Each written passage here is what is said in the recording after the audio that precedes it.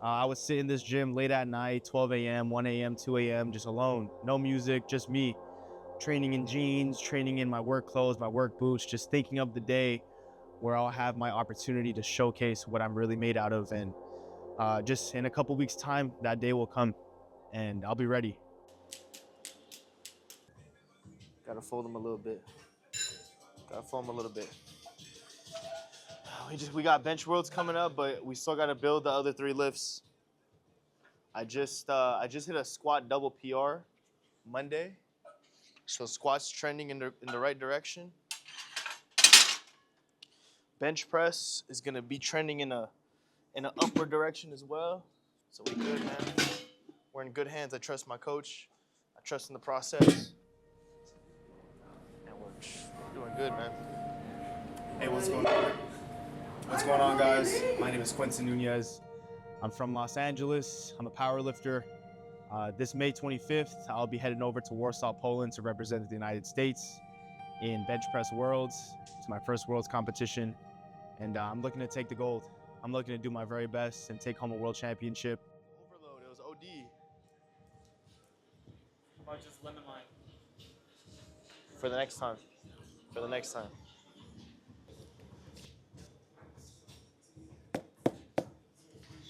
That's all you need, man.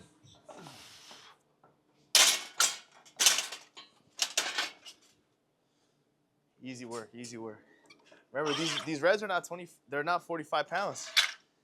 They're 55 each, bro. 55, so we go, what's that, 155. Then we go straight to 374. We kind of skip that second red. Throw on the third. Remember, we're adding some collars on there, so I believe this is 396.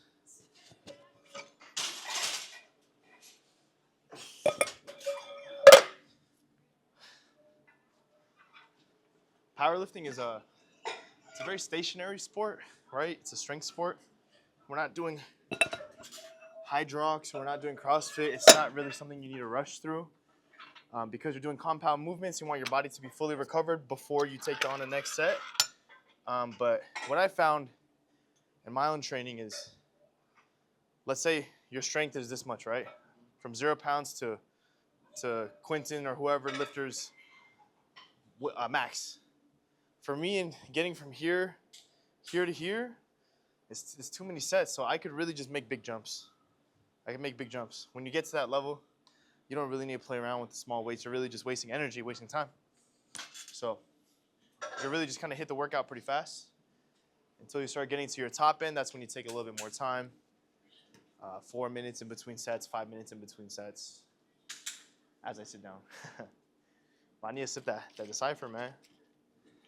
Next set, once we get to like 4 reds plus, we'll throw on the belt, put on the wrist wraps, give your body a little bit more support in your joints.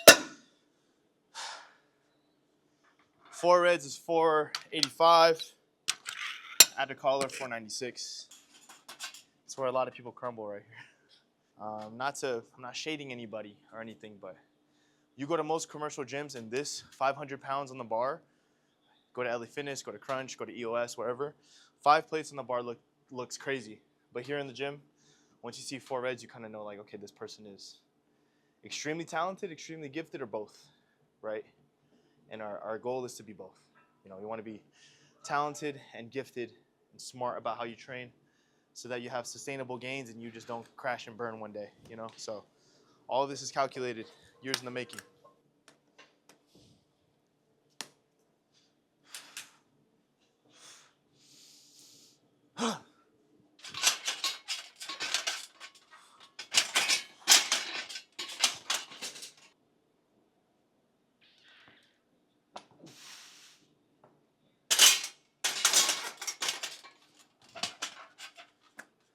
It's not bad. My reasoning for not looking at my program before I get into the gym is because you get married to a number. You get married to what you think you can hit. And I think what helped me be sustainable under the same coach for almost 4 years is coming to each training session with what you have, whatever baggage you have throughout your day. If you're on your feet all day, you had a chill day, you're sick, didn't eat enough, or you're feeling amazing. I feel like if you get married to a number, you're overshadowing like the actual feeling that you should be feeling during a workout. And you need to make calls and audibles, you know? You need to be smart about your training. We are humans, we're not robots, you know? So your training might look different every day. But we got a set of 4 at 8.5. It's gonna be a heavy set of 4. Yeah, it's gonna be a good one. It's gonna be a good heavy set. 8.5. Hydration could have been better today. Got a little bit of stress. Yeah, we're not gonna go all the way 8.5. I think we'll kind of float around 7.5. 7.5.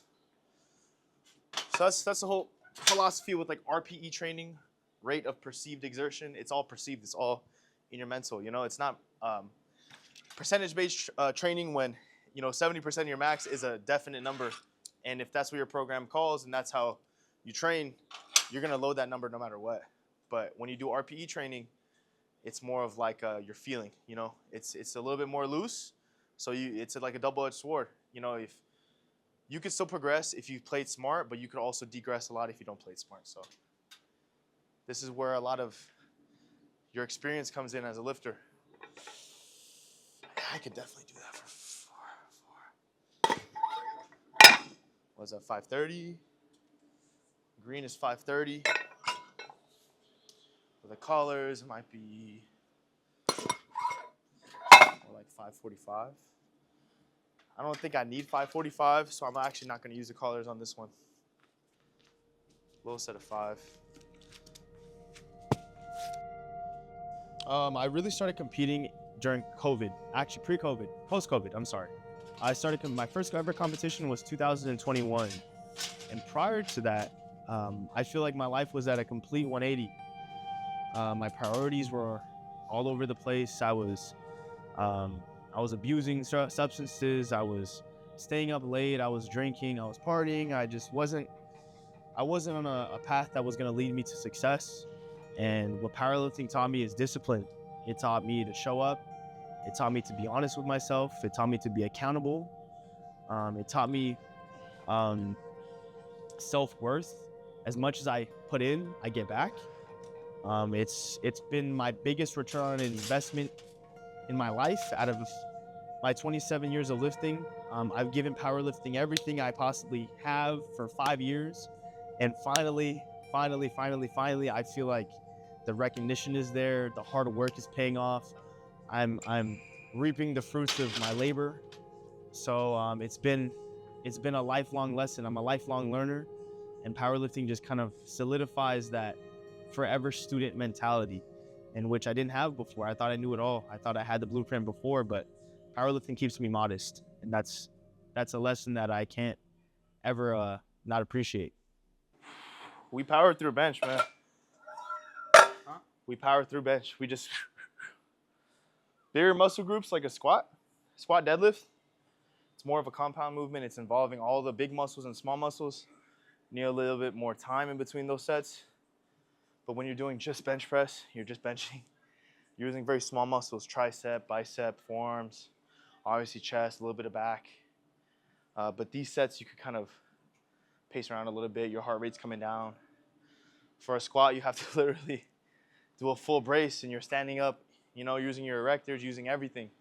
Before a bench press, you're laying down. So this is where a lot of people kind of drop off on their workout, I notice. Bench press comes up, something they can finish in like 20 minutes, turn into an hour and 45. I'm like, whoa. You guys got to get to it.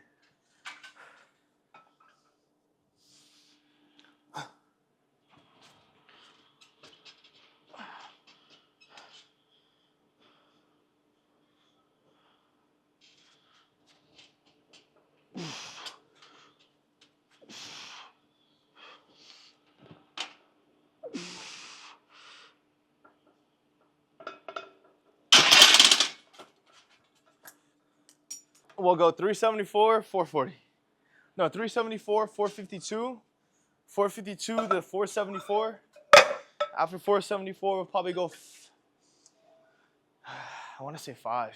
One thing, a factor that not many lifters Think about too much is you might be getting, you're going to get some good judges who've never seen you before. They don't know who you are. They don't care where you're from. So they might be giving you some long pauses. So if you are somebody who doesn't pause your bench during training and you go to competition and you feel like they're just having the bar rest on you and leaving you to die, that's a fail in your preparation. That's your fault. So us in training, to mitigate any uncontrollable variables, we pause all of our benches. We pause them, and we press them as hard as we possibly can.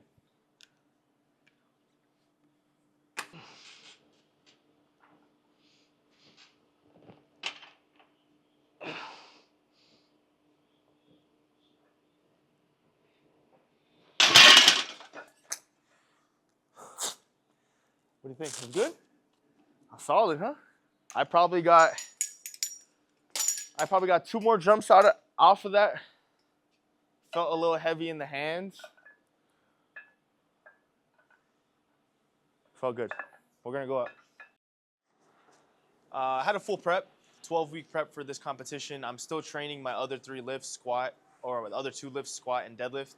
But the way that our program is set up, we're kind of peaking bench alongside off season for the other 2 lifts. So with all that being said, there's a lot of fatigue.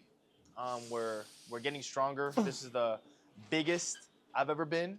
This is the most explosive I've ever been. This is the most athletic I've ever been in this sport. I feel confident in all 3 lifts, and with bench press just being the one to be on the showcase first, I'm very, very, very confident that with this prep, I'm going to bring the best package I've ever brought. That was really good. Wow. There's a reason why I'm a 105 representing the U.S. Up, baby. For a good reason. I'm sure. I'm at it.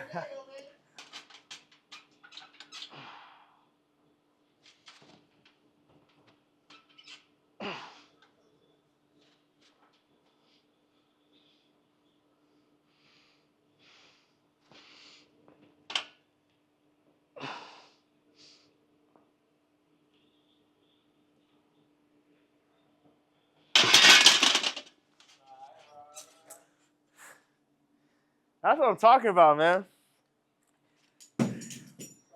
That's light, baby. That's light. All those restless nights, all those days of just on the drawing board, in the lab, training hard, collaborating with my teammates, with building a strong connection with my coach, and just trusting in the process. All of those small little bits and all those details is going to create the bigger picture. And I'm just super excited to show you guys what I have. This is just the beginning. Poland, unknown territory. This is an untapped resource for myself. I've never been one to shy away from competition. I've never been one to stand in the shadows of other people. I lead from the front. I prepare myself to the utmost before I get to these competitions. So as far as names, I don't know names. I just know numbers. I know what I need to hit. And whoever stands in my way is going to have a rough day. So unknown territory, but I'm ready. Always ready.